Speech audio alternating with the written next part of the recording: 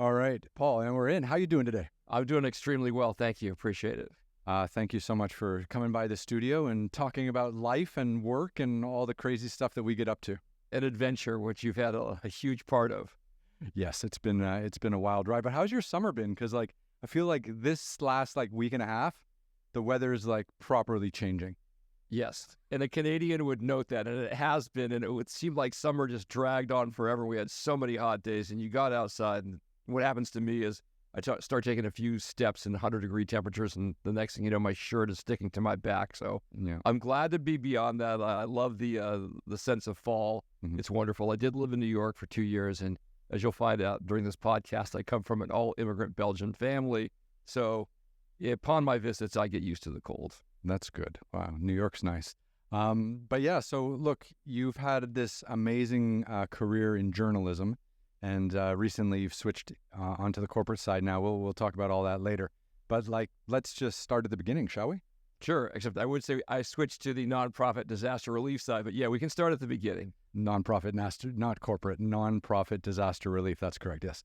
But where are you from? So, by a stroke of great luck, my Belgian immigrant parents are lured to California by some distant aunt that's a ward bride. And they know, well, anybody in my family knows that I do accents, and so they're not going to be insulted when you hear me imitate my parents. They thought it was funny, actually. But they end up in Santa Barbara. I've actually conceived in Belgium, if I count back. I've got older siblings, and we're born and raised in and around Santa Barbara. When they start in Santa Barbara, they're coat check girl and bus boy. And my dad's also putting in a couple hours in the laundry room. So eventually they're fortunate enough to rise up through the ranks, and with two partners, they start their own restaurant, and that flourishes. And where that gets super funny for me is I've got 10 blood relatives working at this restaurant. Mm-hmm. I'm there as well, off and on. I'm at Santa Barbara City College. Nobody in my family has gone to a university. And at one point, I walk into my father and I say, I want to transfer to USC and study journalism. And he says, journalism? What? What do you mean, look how good everybody is doing, We've got a restaurant, people come, and you know what? Americans, they have a drink and they like to eat. Why journalism? Anyway, my older siblings went to bat for me and helped me out. And eventually I transferred to USC, studied there. That was terrific. And I got quite an education in terms of the raw, pure form of journalism, how to report, how to double source things, how to investigate. But I also got tutelage from Vin Scully. And the reason I say that is growing up, because my parents' English was broken, I learned quickly that I had some holes in my vocabulary. First grade, when I asked for a washcloth in Flemish, really, my classmates looked at me and started chuckling. And I had an epiphany, and I said, you do not know some words in English. Mm-hmm. So, while my parents worked at night, we would listen to Vin Scully on the radio. Nice. And I certainly learned that marvelous is a better word than good, and that there's a way to describe things which helps all reporters. And so, by the way, there's a book out on Vin Scully right now that was written by 67 people. In a way, we each wrote a short chapter about our Vin Scully experience. And mine was, how did this guy teach me to become better at speaking, publicly? Mm-hmm. So anyway, there I go, off to USC. Eventually, I wind up at the ABC affiliate in Santa Barbara. That's where I'm a cub reporter, and that's where some adventure comes in right away, because as you can imagine, that Santa Barbara station is right next to the Los Padres National Forest.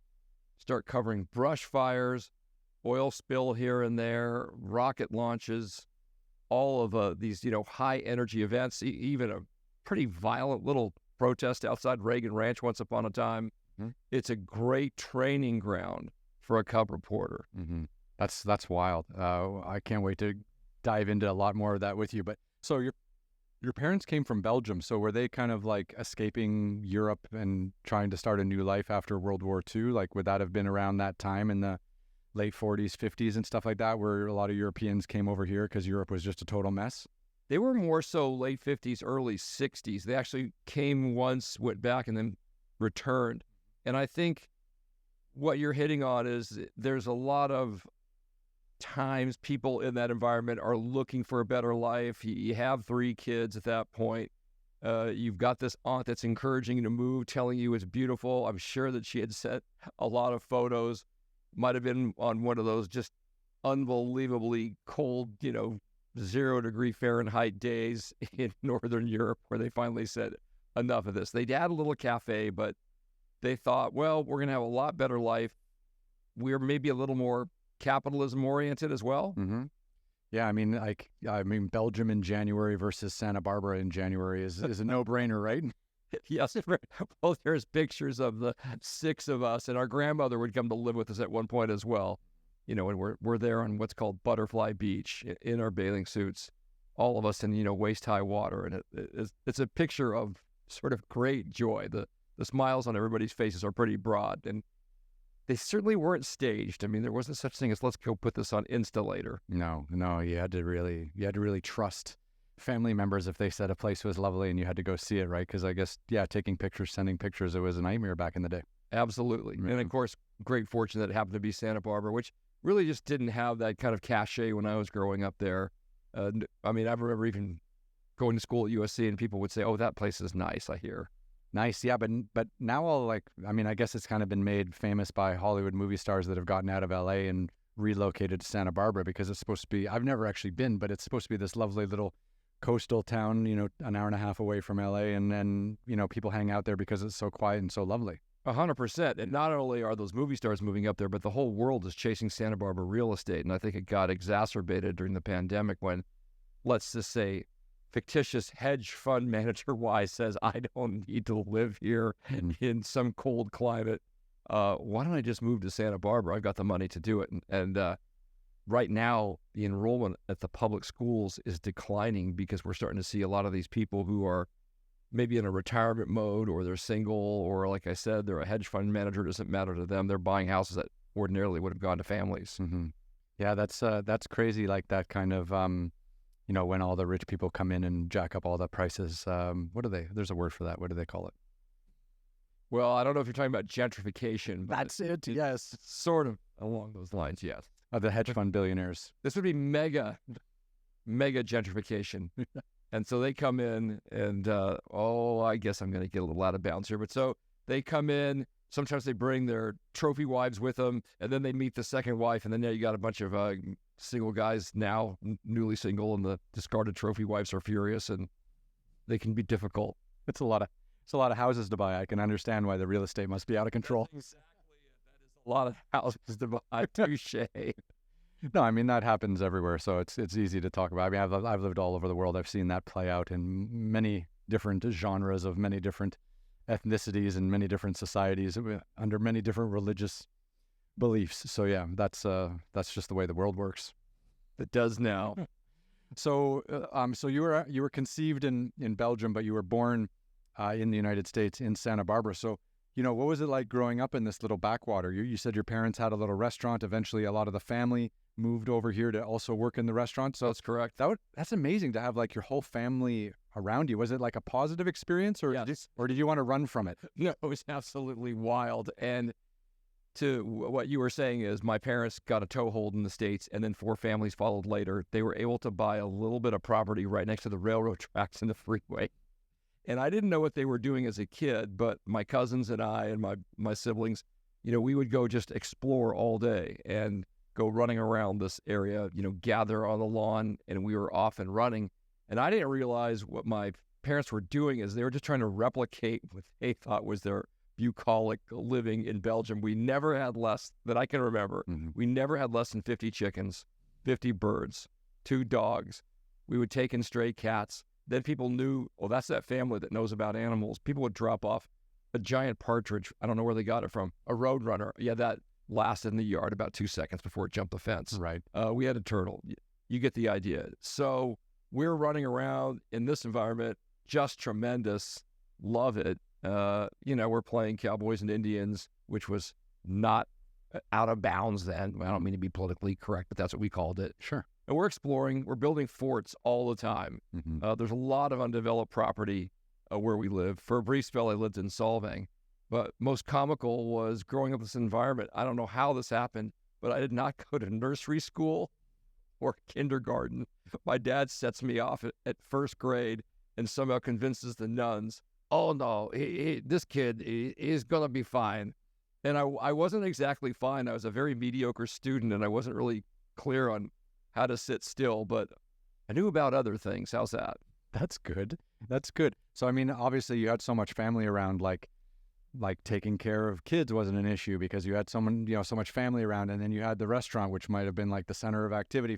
I'm always curious, like how people immigrate to different countries and then raise their families, because like, these days having that kind of family support that you had is really rare. Like, my brother, for example, like he moved to London many years ago, and he had his first child in London, but my family wasn't in London; they were all in Canada, and he had a horrible time, like because there was no one to babysit, and he, like sometimes the nannies or the babysitters weren't available, and like it really kind of like crimped in on his like lifestyle and what he was trying to do, and it was just so hard for him and his wife to like raise a kid without any family support at all. So it seemed like Santa Barbara was just amazing for you because you had your whole family around. You didn't have to worry about kindergarten and nursery school. You're always with someone.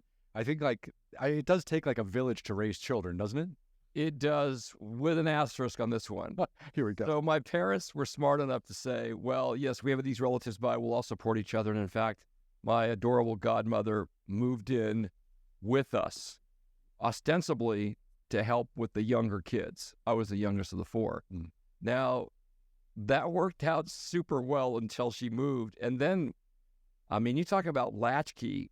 We were on our own a lot. Mm. And I don't regret that for a minute because it's perfect sort of breeding ground for a journalist. You've got to learn how to get things done quickly, efficiently. No one's holding your hand. I mean, I could fry an egg at 8 and there was no fear that I was going to burn the house down. But it was sometimes just like, tough, we're not going to be here. And if you need a snack, you know that the eggs are over there.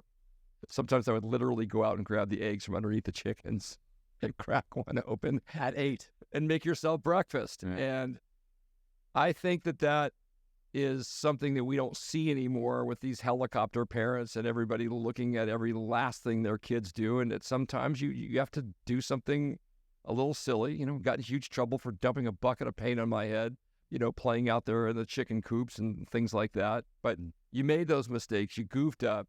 I was on a sort of a streak where I think I stepped on a piece of glass barefoot, Nice. got stung by some unbelievable wasp. I don't know what the heck it was, thumb swelling up to nothing, but these things happened, Mm-hmm. and you got over them and you dealt with them. Right. So on one hand, yes, the relatives were supportive. On the other hand, it was latchkey mania. And by the way, my cousins are running around with us too, and we would think nothing of jumping on our one-speed bikes and going on a 10-mile journey. Mm. Just absurd, really. Back in the old days. Yeah. That one cousin that was leading that, I mean, big surprise. I remember him winning some cross-country meet, and think about the power of that guy's heart. Yeah.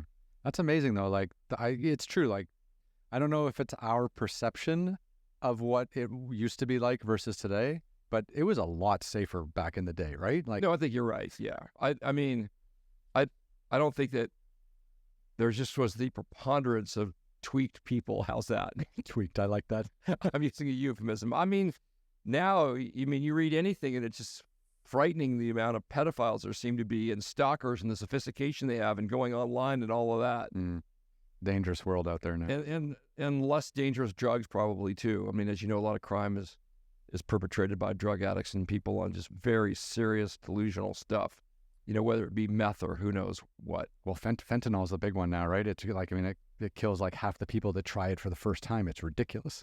Absolutely. I do have one funny aside for you, super quick, that relates to that. Okay. So my sisters, and everybody should think their sisters are good looking, but I'm about 8 or 9. They leave the house to go who knows where, and 2 guys show up, and total hippies, long hair, and I'm entertaining myself by playing Hot Wheels. Remember the track? Mm-hmm. You send them down, and I was getting into it, and I was saying which one was my fastest, which one could go the furthest. And so they say in their stoners drawl, "Where are the girls, man?" And I'm like, "I don't know. Hey, they went somewhere, probably a concert or something." Mm-hmm. And they see and hear the whir of the Hot Wheels going down that track, and they say, "Oh wow, oh whoa, what's that?" I'm like, "Oh well, that's the Red Baron. See, he's got a helmet." And oh wow, what's that? Like, that's my Porsche. How do you like it? Oh. Anyway, I would learn later that they were completely out of their mind on an acid trip. And the Hot Wheels were something that gave them immense instant pleasure and sensory overload. So that's a lot different from today. So LSD and Hot Wheels, everyone. That's Yeah, they were loving it. And make sure you get that gray portion. There's something about the silver or gray glinting in the light that these folks on acid liked. I had one of those Hot Wheel things where you used to like you put it on the stairs or you put it on a chair and you would scoop it down and it would do like a loop and then like a flip and fly off the other side or something. We could have played, man. That's the one that I had. You get your best cars, you see which one's going to go through. Invite a couple of hippies over, see if they can trip. Yeah, why not? So not. So what was high school like in Santa Barbara? Like, did you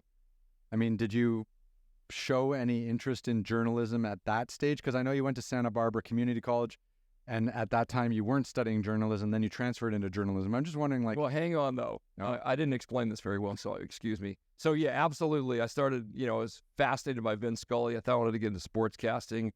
I thought it'd be a great idea for me to get in many speech classes in current events. I was always loading up on those.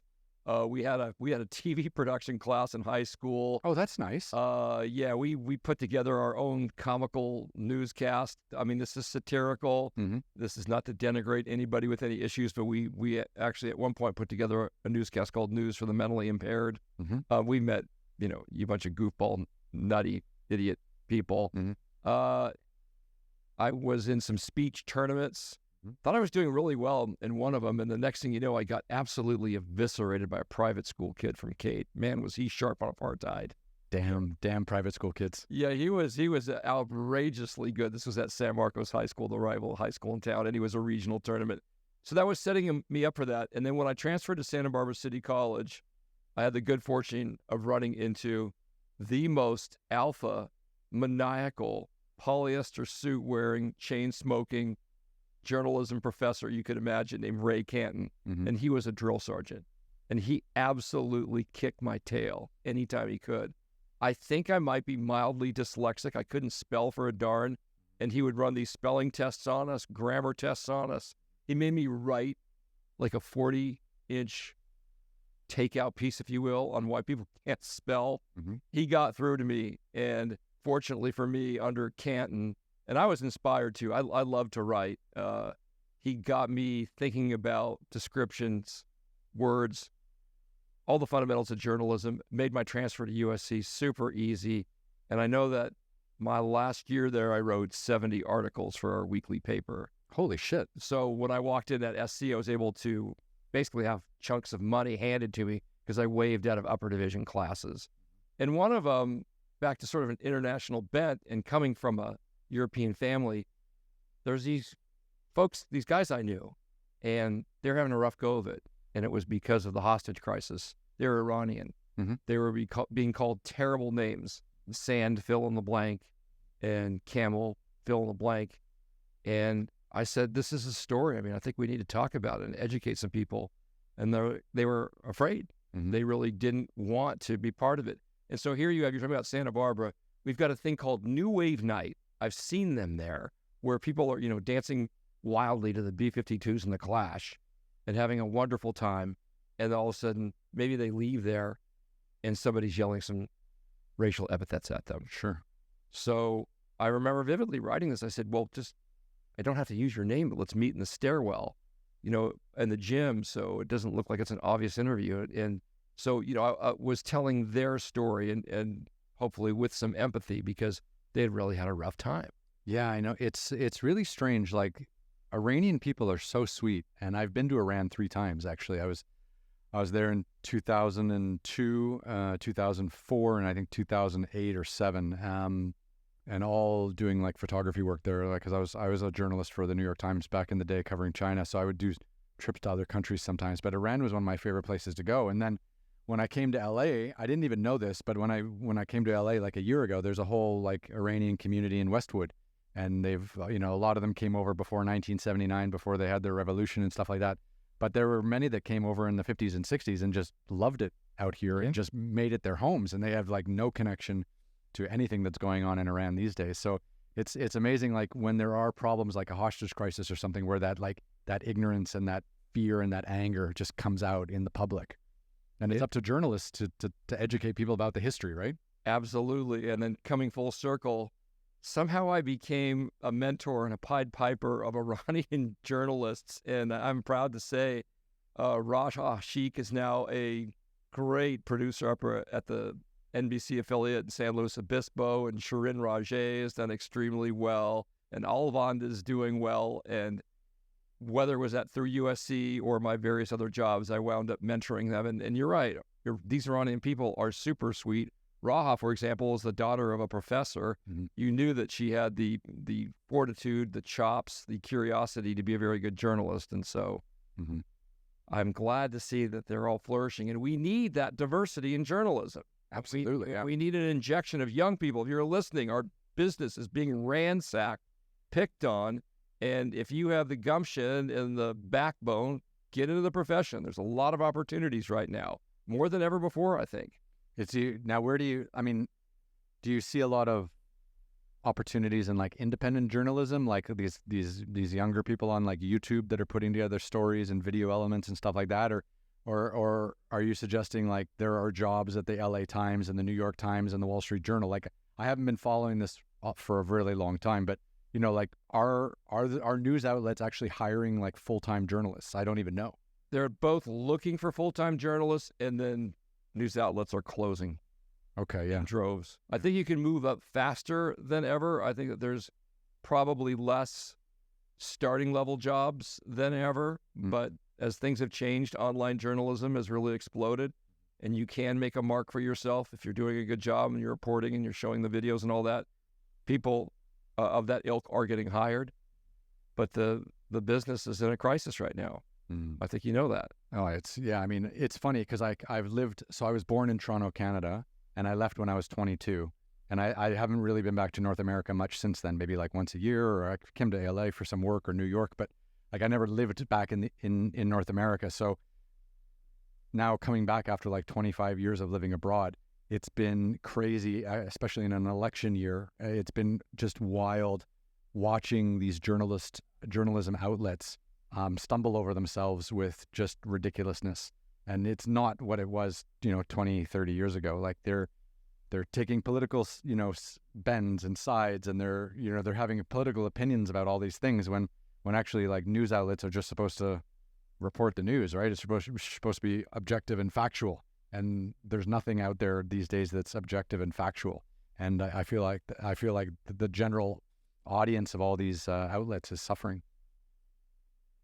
I know one thing that I always did as a journalist to try to make things easy on me is just describe what I see in front of me and what the facts are, and never, ever color outside the lines. I slept well at night. And when you're covering, whether it be a trial or a brush fire or the election coverage, it's just go with what you've got. And when in doubt, can you finish it? When in doubt, tell the truth. When in doubt, the axiom that rhymes, tell the truth is right. I give you credit on that when they would say, when in doubt, leave it out. Yeah. And it's true. Like when in doubt, leave it out. But again, like I just feel like so many young journalists these days, or people, they're trying to like be edgy and they're trying to say controversial things, so they'll get retweeted or have someone else pick up on the story and have someone else pick up on the story, and then becomes a little bit viral and things like that. And that's like the goal of journalism now, not to tell the truth, not to be boots on the ground describing exactly what you see. It's a confusing time for everyone, I think. It can be. So what was USC like? I mean, that must have been a dream to go there for a few years and study journalism, and in a nice kind of, the campus is beautiful. Like you're coming from Santa Barbara, you're leaving your family, you're coming down to Los Angeles, the big city. That must have been an amazing thing to do in your late teens, early 20s. Terrific, because there's so many other motivated people there.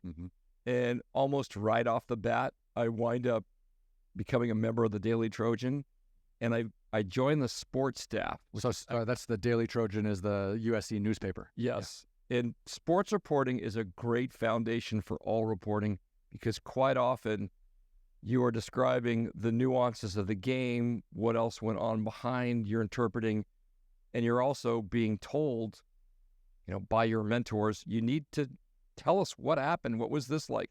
A lot of times, there wasn't TV when you're covering some event. Who knows? but you're also learning how to work sources. You're also getting your first maybe pushback because somebody didn't like something that you said about a football play, etc. But one of the great things that happened to me was Steve Padilla, who's now the page one editor of the LA Times, we instantly bonded because got the Belgian American from Santa Barbara City College and the Mexican American from ELAC, East LA College. Mm-hmm. And he understood maybe what I was going through. I had to adjust a little bit. I was kind of had my head on a swivel and was looking around and seeing that, some kids had come from some different backgrounds, and some of them clearly had tremendous financial means. Not that we were poor or anything, but I tell you what, transferring sure did cut the cost in half. And then in terms of sports and all that, yes, I rose to sports editor, got to travel a little bit with the team. You go off to Florida or Stanford or Arizona, and that's your job that weekend. And it's good training, and you're working on a vicious deadline, and you got to push out your story, and you probably had to go to the locker room and grab some quotes, right?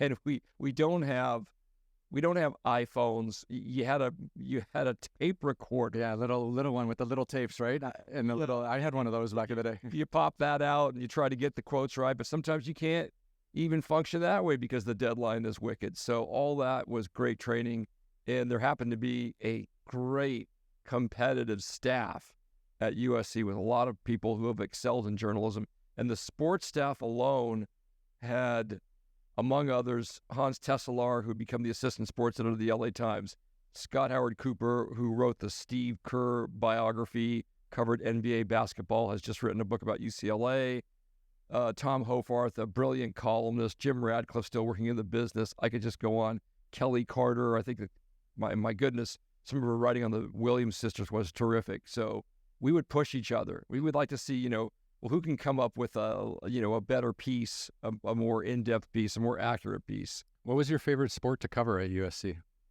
I'd have to say football. Yeah. And it was also a tumultuous time. My last article as sports editor was with Marv Gu, and he famously or infamously, depending on how you're going to interpret this, and I knew a little bit about this, said that he had sold tickets for his players and gave them cash. Mm-hmm. Well, I knew some of the guys on the football team.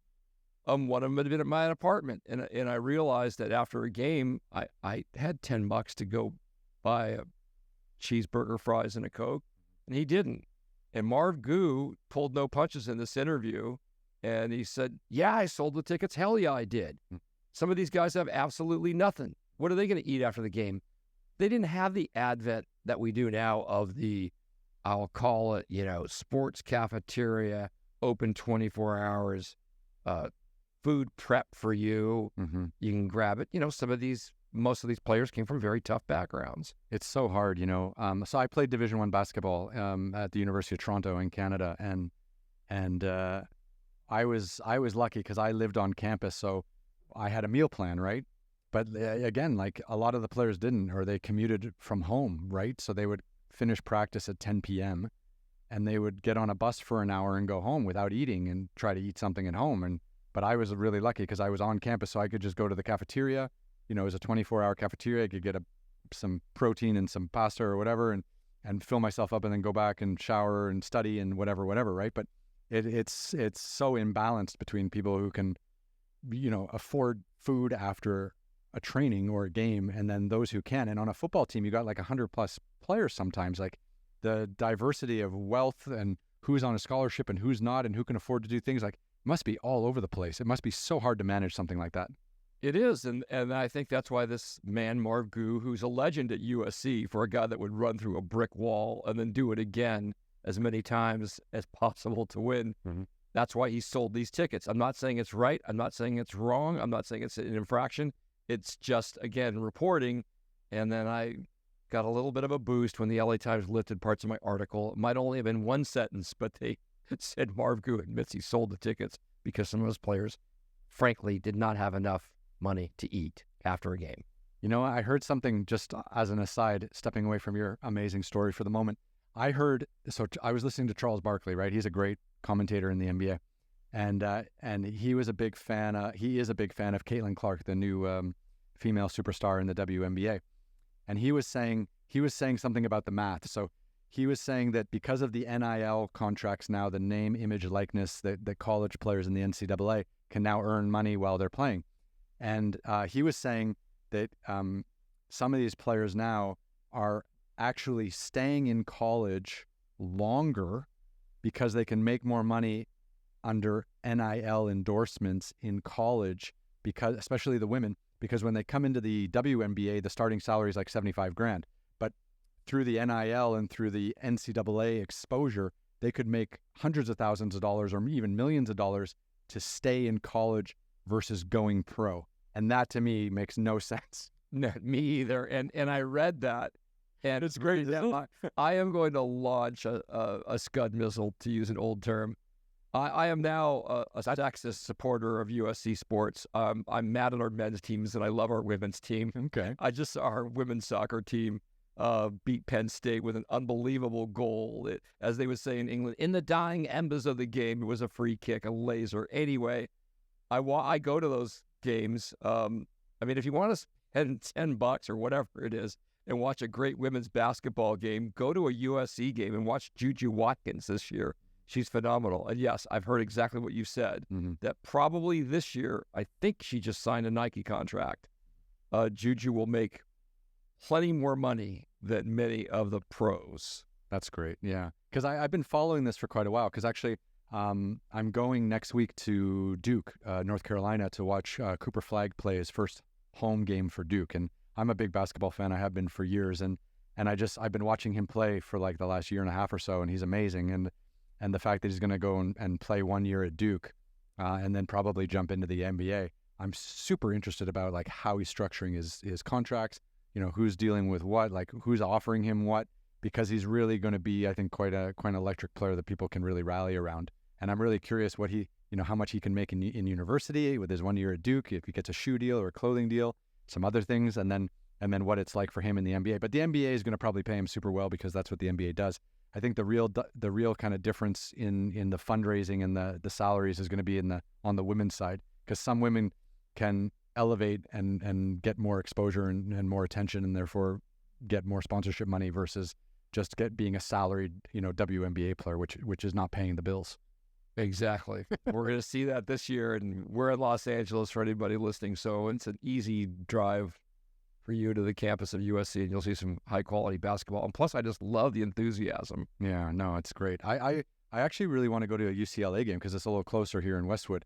I just haven't made it out, but now's the season. Like, now's we're getting into it, so I need to get over there. You better just head on down the road and go to the UCLA-USC game at UCLA. I think that you'll be inspired, and the adrenaline alone, basically, I feel like it could, light up the entire city of Los Angeles. We got megawatt power in those games. And one of the darndest things I heard is during the UCLA-USC game last year, the DJ was playing a lot of sing-along pop. Mm-hmm. There was all these beautiful female voices just singing whatever it was, Beyonce, and you wouldn't necessarily get that at a men's game. No, that's true. Yeah, fair point. Okay, so you transfer to USC. You're writing in the sports division. You're traveling around with the teams. You're loving it. You're learning everything about being a journalist. I think that's amazing. So what was it like graduating at USC and then trying to find an actual journalism job? Like, was that a hard transition?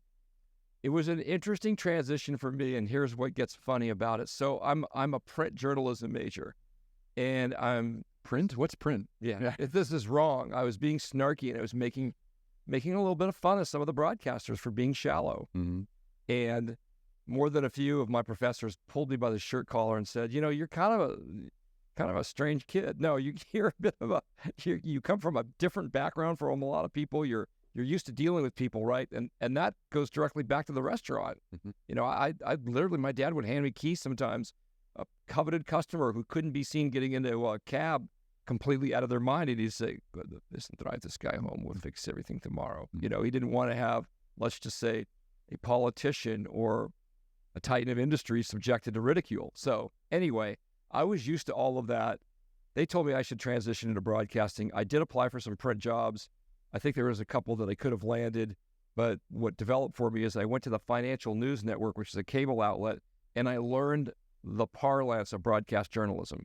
I didn't know what a VOSOT was. It's a voiceover and then a soundbite. I didn't know production cues. There were a lot of things I didn't know about scripts, the flow. I was there for a year. I got laid off. Layoffs can be blessings. This one was, I wound up at KUIT ABC Santa Barbara. So that was my first on-air reporting job.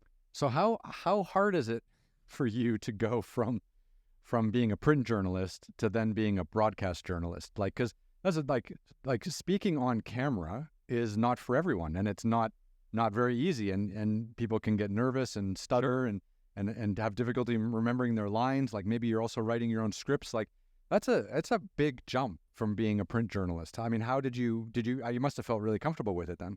I didn't at first. I was learning. I mean, I learned from the great sports writer Joe Jars, who had said, "Be a mental vacuum cleaner." So I was sucking up every bit of information that I could. I like that. Be a mental vacuum cleaner. Just get there and clean. This is what you do when this happens. Oh, look at how this guy handled this. I didn't go on air right away. I got to see some professionals. Bill Griffith was one of them. And what did he do when some goofball messed up the teleprompter because it used to be cranked up in an odd way? How did this person handle that?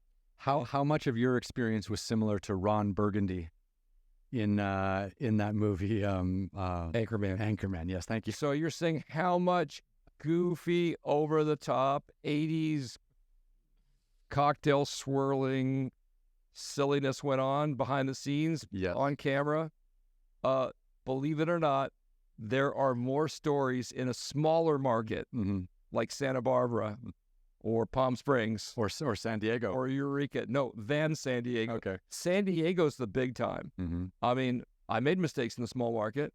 I think I said condominium once when I meant to say condom. But learning from my mentors, I knew not to spit up and get panicky and, oh my God, I just said condominium and I meant to say condom. You just coolly say this. You also learn by watching. I once was literally next to Peter Jennings after an earthquake and watched how coolly he delivered his lines. And what Peter Jennings would do when he would make a mistake would be say, condominium, a condom that is, and then just keep going. So all of that was important to me to be in that crazed environment. And yes, and local news reporters, it's a sorority and fraternity. A lot of the people would see each other after work at some event, or your rivals 1 minute trying to break a story, but in the next minute you're feeling sorry for somebody who's a one-person band that day, and you carry their tripod. And those people can help you just by directing you. There's no need to be a complete moron about it and not tell somebody, how to get into the courthouse without getting stuck for a half hour. I mean, all of these things are learned. But in terms of the silliness, I will tell you this. At KUIT, we had a sports guy who was leaving. The teleprompter was belted. And as a gag, sometimes people would play tricks on folks with the teleprompter. Like, go fuck yourself, Santa Barbara. That was not written, but this was pretty good. Yeah. They got to the teleprompter, and after like page 1 and 2 of sports, page 3 was actually a centerfold from a Playboy magazine. Oh shit! And that created a lot of fun and panic. So yes, there were some pranks like that. People were certainly learning. Attire was always a big thing. I mean, I had to learn. For example, herringbone makes it look like you swallowed plutonium when it goes on air because the lines are too close. You get like, okay, let's strike that. And that camel-haired coat looks so cool when you thought you were the smartest guy in the world and bought it at a rummage sale in Santa Barbara for nothing. That light brown that did not look good on me. Not good on camera. No, I mean, it was just horrendous. So you do all these things. You learn how to report. Hopefully your voice gets stronger. You can write faster, more efficiently. And I certainly enjoyed every minute of it. That's wild. So obviously you were a mental vacuum cleaner in Santa Barbara. Correct. Broadcast journalist. I mean, how long were you there, and what kind of stories did you have the chance to cover?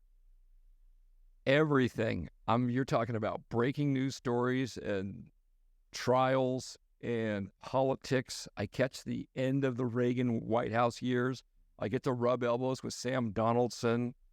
I'm talking to, these esteemed reporters who I think that they sort of watch the local news when they're sitting there at their hotel room, which was on the beach in Santa Barbara. They're a bit bored.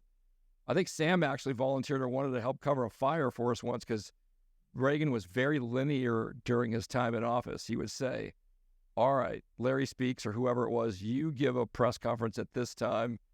Just tell them I chopped wood. I'm not saying Reagan said that to them, but that's often what they would tell us. And I rode horses today. Anyway, there's a lot of freedom for those reporters. And I would frankly have a chance sometimes to sit down with them and pick their brains and producers. Mm-hmm. So that was one aspect of the job. And then there's the super hard reality of going out and covering breaking news. And the first time you get baptized on a brush fire and you're smelling smoke and you reek and you're sweaty and you might be sooty as well. And my admiration for the firefighters was just instant. Mm-hmm. And I learned that a lot of times you could tell the story through their eyes and what they had been through. I remember I came upon a unit and their rig was so dirty that they had scrawled the words, now this is a reference to an old movie, Rambo wagon on it. And I recall asking him, well, how much have you slept like in the last 5 days? And I was like, we think 20 hours. And that these people would sacrifice for us was amazing. And then weird things would happen as always. One day there was this ornate headboard being lowered down the back balcony of a house in the backcountry of San Luis Obispo. And I think the line was, hey, Haas, give me a hand. Me. Yeah. I help grab the headboard, I bring it down, and I find out it's one of the owners of the Madonna Inn. No. Okay, there you go. Mr. Madonna needed help lowering his headboard, but it also, it sticks with you. You're feeling for this person. He could lose his home, everything he had, Mhm. and that's soul-crushing, to go through that.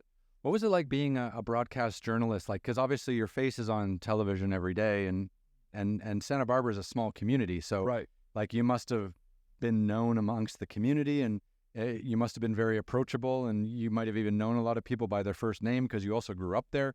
Like, what was it like covering? So, like, when I was a journalist, I didn't really write very much. I mostly did photography, but I did in China, right? I didn't know anyone, and I had like no connection to the place. But you're also a broadcast journalist. You're dealing with forest fires. But it's your home. Right. Like, you grew up there, your parents, immigrated there. You've got you had a family restaurant.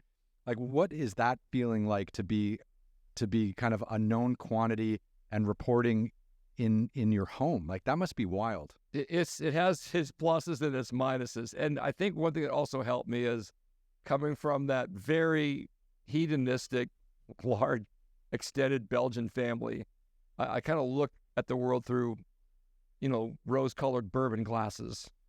I mean, I was able to kind of balance it out and just laugh at some of the silliness of it. For example, I used to love to play. You would have liked this too. You would have been in our game, I promise. Oh, we're We would have a basketball game at the rec center in Santa Barbara every day, starting at like 11:30. You sign your name on the chalkboard. There's no stacking teams. First come, first serve. That's your team. Get out there and play. Then I'd go into work.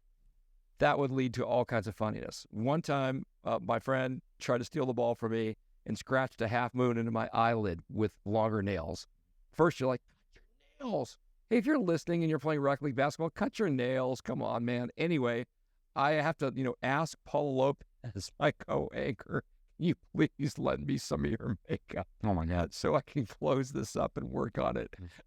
All silliness in that direction. Then I go another time right after the game. I got to buy something at the market. And a lady looks at me and with just disdain in her eyes, she says, aren't you supposed to be Paul Vercammen? Yes, I am. So all of that was somewhat entertaining. I didn't really let that get to me too much. You get comments. I remember I heard one young woman say one time, oh my gosh, he doesn't look as good from the side. Oh, wow. That's harsh. It's okay. So you develop a thick skin, which is good. You're going to need it in broadcast journalism especially. You better be ready for that because, it's trench warfare. When you became a broadcast journalist back in Santa Barbara, which was your first stop, you were doing like hard news. You were doing like forest fires and crazy shit. I mean, did you ever get a chance to like go back into your sports world? Because that's kind of like where you figured it all out when you were at USC. Like, Yeah, did you ever get to bring the broadcast Paul back to the college Paul and get back into sports? I did. And there were some stories that were dovetailed sports. And once in a while, I would back up on sports. Mm-hmm. I don't think I was very good. I don't know how that happened, but the really talented, great sportscasters, they have a way of editing their video together and laying in music, and that was all going on in the 80s. And the better people in that market who were doing it, would go on to great jobs elsewhere. And that's a skill. Mm-hmm. And I didn't quite have it when I substituted, but I certainly did. And one time, I forgot what it was. Was it a tournament game? Somehow I wound up being the sideline reporter for, let's say, UC Santa Barbara versus Long Beach State basketball. Mm-hmm. And when you're the sideline reporter, it takes listening in, trying to hear what the coaches are saying. You might have a little insight as to what somebody's injury is. And I think oh my goodness. Oh no, you can turn that off. Somebody forgets to turn his phone off. I'm rusty. I haven't been reporting on air. My bad. No worries. It's all good. That is not all good. It's all good. I think it looked like spam too. Anyway. It's election season. I'm getting like 5 phone calls and 5 text messages a day reminding me to vote. Yes. And I'm Canadian. I can't even vote. That's amazing. Not bad, right? I do not have a shoe in this game. You don't have a shoe in this game. I don't have a horse in this game. A horse in this race. Come on, I got to be better than that, right? No, I kind of like the shoe in the game. Maybe it's a horseshoe in a game. I mean, and you're aiming at the stake. I don't know. Anyway, yes, I did delve into sports, but I remember it's Seth Greenberg, right, who's now the analyst on ESPN. Oh, I don't know, yeah. At one point, I'm delivering my sideline report, and I think somebody got injured, and I was actually trying to characterize if he's going to come back in the game. And you have to project. I mean, you whisper when need be. But I think Seth Greenberg Wheels was like, who the hell is this guy? You just want to shrink. But you've got to continue doing your job. So when you're a broadcast journalist and you get to the office on a Monday, do you know what you're going to cover that day, or is there like an editor or someone who's like handing out stories and you're like, oh, this is what I got to cover today, and then you do some prep or something, and then you go out into the field? Like what is like a typical day? Because I don't have any idea what broadcast journalists really like, how they structure their day, for example. That's a phenomenal question, and let me just tell you how I approached it. Yes, I looked at it 3 ways. What am I pitching? What do I want to cover? What do I know about? What do I think would make a great story? Mm-hmm. And I'll tell you how you can get some sweet assignments when you do that. When I was at CNN, I volunteered to help the sports department because they didn't have a dedicated West Coast reporter. Got to cover 2 World Series, Super Bowl. You get the idea. Yeah. And then there's the stories that just kind of hit. Someone's got to go. Someone's got to be out there and do it. It's a breaking news story. And then there's sort of a third area where let's think about this long range. Who might be best suited for this?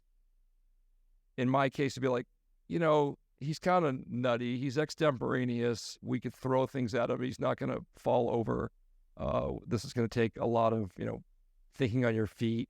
Not that everybody else couldn't do it, but for example, one of the great assignments ever, go to Cleveland and cover the opening of the Rock and Roll Hall of Fame concert, which was Little Richard and Chuck Berry and Bruce Springsteen and Aretha Franklin. I could go on and on and on. What a lineup. Yeah, and there was a lot of live shots and moving. I got stuck in a room with Johnny Cash, Mellencamp's over here. It's just wild. Hearts breaking out their version of Zeppelin's The Battle of Evermore, and I'm just thinking this is the greatest assignment ever, which it was. I mean, I'm getting paid to watch this concert and interview these people. Little Richard shows up, man, and he's giving us as usual. I am the, the creator. It's 100 degrees. He's got something on his head. He's sweating. You're trying to help him out. You hand him a little napkin or something that he can dab his skin with, because, that's not an adversarial thing. That is a communal, wonderful weekend of celebration for the Rock and Roll Hall of Fame. So I had clearly demonstrated, I thought, that I knew how to cover music at that point. So anyway, that's amazing. You try to come up with story ideas. I got sent to the eclipse of, I forgot what year it was, but it was in the teens. I go to Salem, Oregon, and I'd laid the groundwork by pitching a lot of stories on the eclipse and showing an expertise, I hope, and at least knowing who to call that had the expertise. Maybe I didn't have it, but I think that's the most important thing about being a journalist. It's not knowing everything yourself, but knowing how to source the right information and make sure that that is credible information and that you can double source it, and that the people that you're relaying this information to, the news viewing public, also find that source credible, and then they'll trust you, right? Like that's the whole game, isn't it? 100%. Look at that story that I'm talking about the eclipse. There was a renowned professor in New Mexico, I think, or expert on eclipses. Mm-hmm. And then right here at the Griffith Observatory, and I'm sorry that his name doesn't come to me readily, but we've got that larger-than-life character who runs the show there, and his depth of knowledge on eclipses is just tremendous. Mm-hmm. And then you get Griffith Observatory, assignments, which are wonderful. And I like to, get out there and cover aerospace stories as well. And there's a little bit of that in Santa Barbara back in the day because of Vandenberg Air Force Base had some West Coast launches. Anyway. That's wild that they were launching stuff out of Santa Barbara. Well, they were launching it out of Vandenberg, which is in the Lompoc area. Mm-hmm.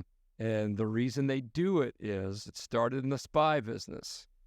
If you think about, this is kind of nuanced, but if you think about a polar orbit, which is different from an equatorial orbit, you're covering spots on the globe that you otherwise could not see. Mm-hmm. So let's just say the government was spying on a certain part of a certain country and they couldn't get great coverage.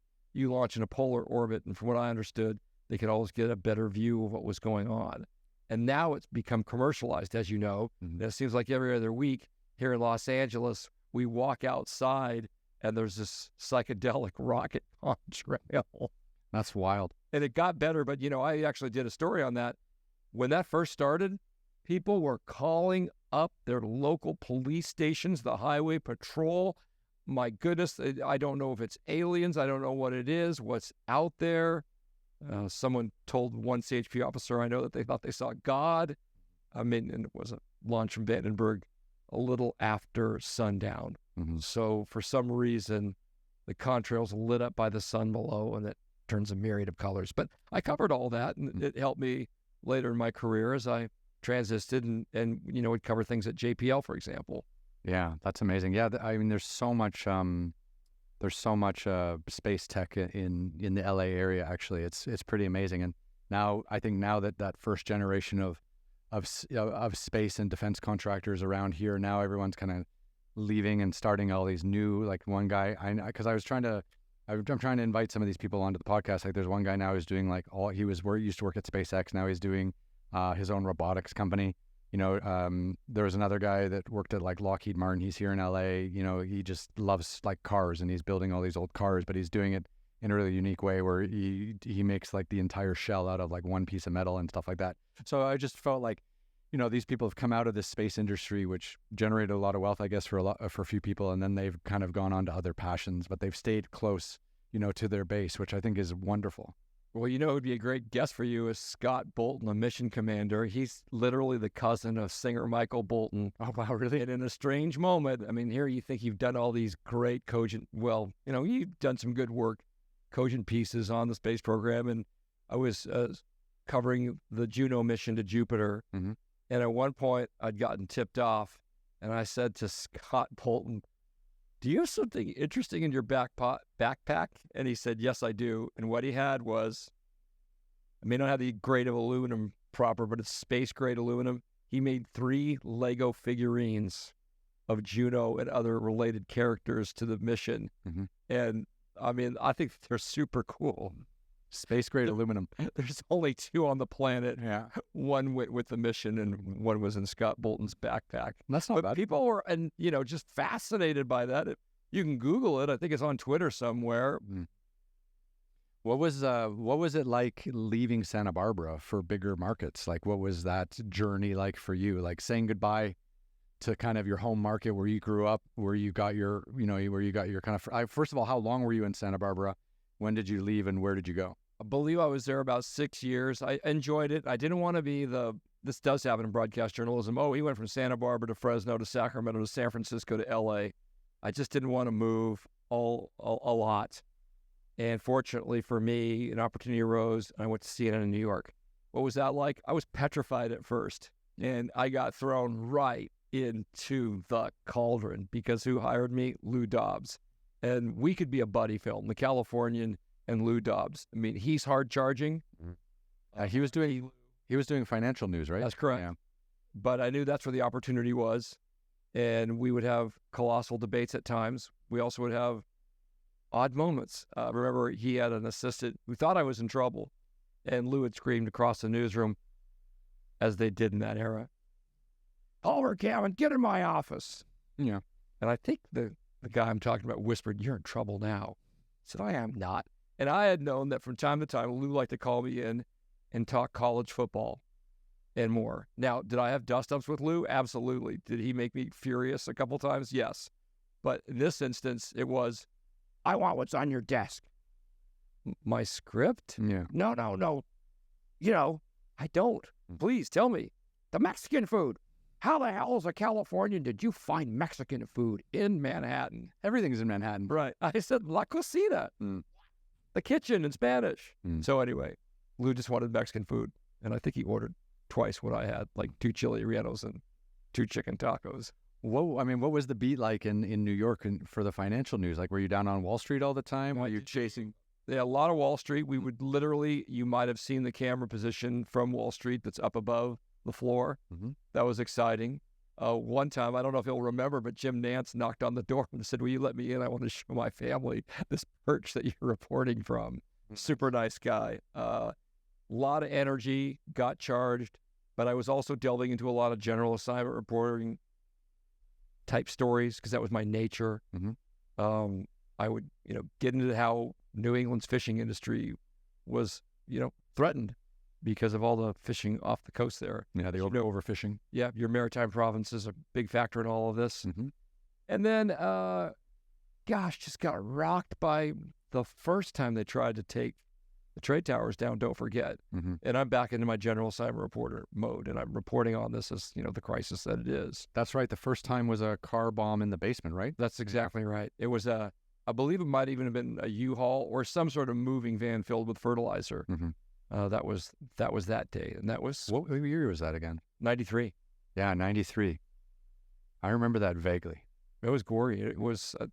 I had seen dead bodies before, but there was a lot of carnage that day, and anybody that you saw wheeled off in an ambulance or just saying to yourself, "My goodness, please, I hope they're okay." And that's something else I learned, in Santa Barbara at CNN. You get done with your day as best you can, and it's not that I haven't ever had probably a PTSD nightmare about it, but you take your work coat, if you're wearing a blazer or whatever, and you hang it up in the closet and you leave it there. And it might be something as shallow as one day I remember someone was laughing at me. I was watching Family Feud. And why? Because it was just draining my brain. And I actually think Steve Harvey's funny. It was mindless. And it was a great way to get away from sometimes very awful, tragic things that, are going to stay with me. Yeah, I mean, it's not easy. Like, for example, one thing I covered that kind of rocked me for several weeks afterwards was in 2008 in May, China had these massive earthquakes in southwest China.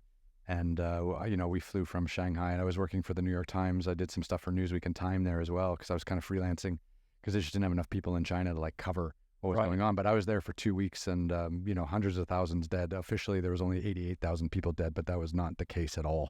I think I saw more than 88,000 dead bodies on my own after all the chaos. Because you would go into a village, and in China, they're not villages. Like, they've got 500,000 people, and half the city's gone. It was insane. Anyways, that was, one of the things that I did that was kind of on the harder journalism side. Because, yeah, it's funny, when you do journalism internationally and you get stationed in a place like Shanghai or Beijing, like the people I was working with, the writers I was working with, they really have to wear many hats. You need to be able to do financial stories. You need to be able to do health care stories. You need to be able to do, general interest stories. You need to be able to do something slightly comical or whimsical, right? But in the United States, when I talk to journalists, it seems like people who grow up in journalism here, they get quite specialized in something in the early days, and that kind of ride that through their whole career. So it's very different, I think, being covering something for the U.S. media internationally versus being based here in the United States. Can you speak at all to that, or? Sure, bureau chiefs have to be the most, versatile journalists in their realm. And by the way, you might wind up with a sports story. They might ask you to jump into the fray over something that has an entertainment bent to it. There's a lot of that, and being able to pivot and have a broad base of general knowledge, or as you aptly put out, I mean, I don't really know that much, but I know how to look stuff up. Yeah. Get up to speed with these things. That's a very, very good assessment. I agree. And I like general assignment reporting because of the variety. Yeah, because it's nice, right? You get to learn many things about many different topics. Like, that's why I do this podcast. Like, I have a different guest who's doing something completely different every day. And I thrive on that because I feel like I'm just learning so much just by asking questions of different specialists every day. So Sure. General reporting is the best. It is. And you can pitch your own stories. I mean, one story that I pitched that just came in a conversation with me and a guy named John Dixon. He said, the five of us take this picture every 5 years at this kind of remote lake. It's on the California-Oregon border. And we not only take it every 5 years, we get in the same pose. And we're five buddies, and they needled each other mercilessly, and they go off. And this 5 pictures, 5 friends, same photo, went viral after we did it at CNN. And the last time I did it was a couple of years ago. I went up there and visited with them, and it was hilarious. I mean, they almost didn't have another 5-year photo because one of them, a teacher, had cancer. And what do the buddies say? Oh, yeah, when they removed that tumor from your leg, it looked like a tri-tip, as in the tri-tip that they love to barbecue. And they're making tacos and they're carrying on. And that was one of those stories that I pitched on purpose because it is allowing me some peace and quiet between the mayhem, and increasingly the stories that I would hate covering would be those mass shootings. And I go up there, and it seems innocent enough. It's a fun story, and an eagle seems to fly by on cue. All this other stuff happens. They, by the way, wound up in Costco magazine. They were in a German museum, I think a Czech travelogue. You get the idea, interviewed on Australian television. But that seemingly innocent story, it's about something that we were alluding to before, growing up relatives. It's about friendship. Everybody wants to know who their buddy is. And I heard that the last one got 14 million page views. Oh, that's not bad. It's not bad at all. So you mentioned you were only 2 years at CNN. Why? You said you went to New York. Worked for 2 years in New York, and then I transferred to LA. And so that's where the Los Angeles component comes in. I was waiting for that, yeah. Yeah, we get back into the bureau, and as you have said, LA has just got so many different types of stories. I was told to focus on the Michael Jackson investigation at the time. I was assigned to the entertainment unit, which was funny because I really didn't know who a lot of actors and actresses were, but they were intent on me covering Jackson's first investigation. And as you know, that was a wild time. And then, of course, he would get tried again. But I wound up in that LA bureau with 2 separate tours of duty. Let me think, for 24 years. Wow, 24 years. That's amazing. It's pretty remarkable in my business. Yeah, because you think about anyone these days in 2024 working in one job with one employer for 24 years, it's unheard of for young people these days. So the fact that you were able to even get a foot into that business in New York through your work in Santa Barbara and then stick with it for that long. I mean, those are stories. I think those stories are gone now. I mean, you're the last of a dying breed is what I'm trying to say. I might be, but here's what's so strange about that. I got laid off after 9/11. I get laid off from CNN after 9/11. I start freelancing for KCAL, and I actually love it. I say to the then news director, Nancy Bauer Gonzalez, now in Salt Lake, I said, look, I'm a father of 2 younger kids, got to work full time. I love working for you part time. What do you got? And she says, the only job I can give you right now, I'll take it, is the Inland Empire Bureau. At the same time, I get a call from Santa Barbara, and the owner of the station, a benevolent man, R.I.P. Bob Smith, needs a news director. So he asked me if I want to run the newsroom, and I go back to KEYT and run the newsroom. And then 24 years later. Then they say, no, not 24 years later. This would be about 9 years later. Okay. So this is 2003, excuse me. Oh, we don't have enough male anchors. Can you anchor the 5 p.m., which I did which is easy because you should be looking at the scripts anyway, I think, if you're a news director. So it was just a half-hour show. But then I got some more of the art. Used supposed to be Paul Vercammen stuff when I was in my gym attire. That was a very great learning experience. I hired a lot of people. I hired a lot of really talented people. And it was really funny because, like, one of my good friends, John Palminteri, is sort of the Ron Burgundy of Santa Barbara. Not in a detrimental way. He's a very good reporter, but he might be the single most popular on-air person ever to exist in that market. And I don't think John ever has to buy a meal or a drink. He's that popular. Well, that's nice, right? Yeah. But anyway, I had guidance from all these people, and being a news director is really an interesting job because you're also a part-time psychologist and dealing with all of your employees. So, I mean, so here's the thing that I don't understand. Like 9/11 happens. Yeah. And then you get let go from CNN, but how is that like, how are there not a million news stories that come out of 9/11? Like, what happened to CNN at 9/11 where they had to like cut back on salaries or cut back on staff? Because that's a very good question. I can't get into too much detail, but basically, while I transitioned and started doing much more general assignment or hard news stories, my paycheck was coming out of the entertainment unit, and they cut the entire unit. Okay. And that makes sense. Yeah. And some other units as well. Okay. So that makes sense. It's interesting because like normally when a major news event like that happens, people are ramping up instead of barring down, but they maybe they were ramping up in general news and terrorism stuff and then getting rid of entertainment or something like that. That's exactly right. Yeah. Did you ever have the chance to go abroad with CNN or any of your other partners? Like, did you ever go to Iraq or Afghanistan or any of these crazy places where you see the guys with the helmets and the flak jackets and that? I went to Australia on a fun trip around the millennium. I would obviously go a little bit into Mexico and Canada, but ironically and wonderfully, my first overseas experience was at KUIT in Santa Barbara. We had worked out some deal with our sister cities partners in Yalta on the Crimean Peninsula. Oh, wow. And that was an eye-opener. Mm-hmm. I'm a young man. I am naive in some ways. I'm a mental vacuum cleaner. I'm sucking up bits of information, and here I go. And there is somebody who is with us, who is a city official, we're told, and he's being difficult. Of course. And the first smoking gun that I have as to how difficult he is I'm talking about nuclear proliferation with a young woman. Mm-hmm. And I ask her, how afraid are you of either the United States or the Soviet Union? It's the Soviet Union for just a little while longer. Just a couple more days. And all of a sudden I get why would he ask this translator such a stupid question to a woman? Mm-hmm. It almost smacks of Borat, right? Yeah. And that's your government minder right there. Now, he's my minder. So one thing that we did is he was really being difficult. And I told Dan Caston, who still works in this area of my photo, I said, we're going to go into his office. You're not going to rule anything. We're going to frame up that Lenin poster behind him and interview him for 5 minutes. Mm-hmm.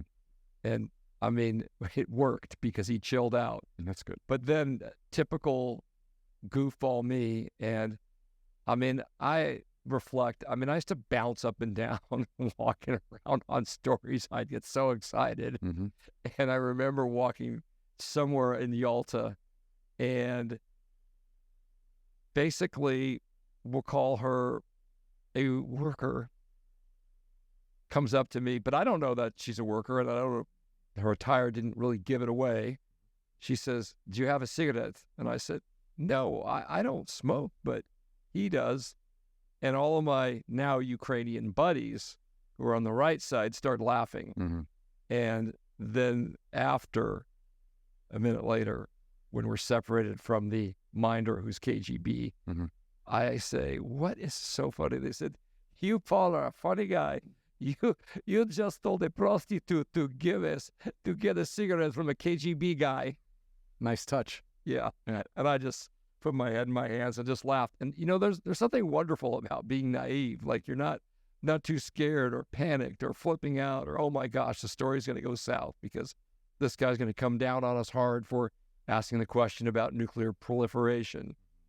It's funny, like So we can talk a little bit about press freedom. Maybe that's a nice little tangent based on that last story. Like, I find people who live here in the United States, they have no idea what life is like abroad, right? Mm-hmm. And No. you're talking about your story in Crimea, where you've got minders following you around. I feel like press freedoms internationally, there's more suppression, like on the ground, in the moment, at the place of news gathering.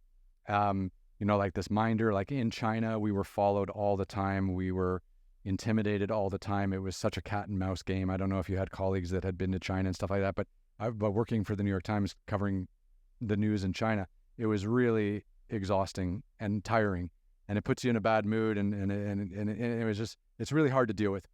Here in the United States, it seems like on the ground, at least, you have much more press freedom. But I think where the censorship comes in the United States is in the newsroom, in the editor's room, like the kinds of stories that might get killed, or the kinds of angles, or the way things are edited. I feel like it's much more confusing press freedom and how things are kind of shifted. And that's only because the news channels and the news outlets here are so politicized, right? So they have to have a certain agenda. But when you're doing international news, sometimes the agenda isn't the issue, right? It's just dealing with the on-the-ground cat and mouse game with the local censors. I mean, did you ever feel like that kind of difference between working internationally and working inside the United States? Well, I remember in Crimea, I wanted to do a story about religion, for lack of a better term, because there was this notion that God didn't exist. And by the way, I got to go through Moscow and back out through St. Petersburg. So I got a glimpse into Russia as well. But anyway, we had to basically ditch these people to go into the cemetery to talk to people who were praying to God, mm-hmm. and in a sense defying, conventional wisdom, or whatever you want to call it, Mm-hmm. in that era. So I got a sense for that quickly. And by the way, California, talk about press access. You may or may not know, we're allowed to go out for the most part and cover a brush fire and get burned to death if we want. There's that famous video of somebody who went down a country lane and got in a lot of trouble. The only way that we're denied access is if they believe that our gear or rigs, satellite trucks, microwave vans, whatever, are impeding, I should say, the ability of the first responders to get where they're going. Mm-hmm. Otherwise, there's a statute in the state law that says, yeah, you've got to allow them to get through, and that's caused some dangerous situations. So yes, this is the capital of press freedom in that respect.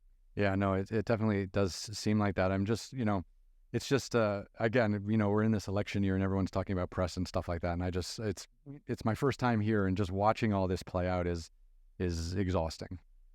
It can be.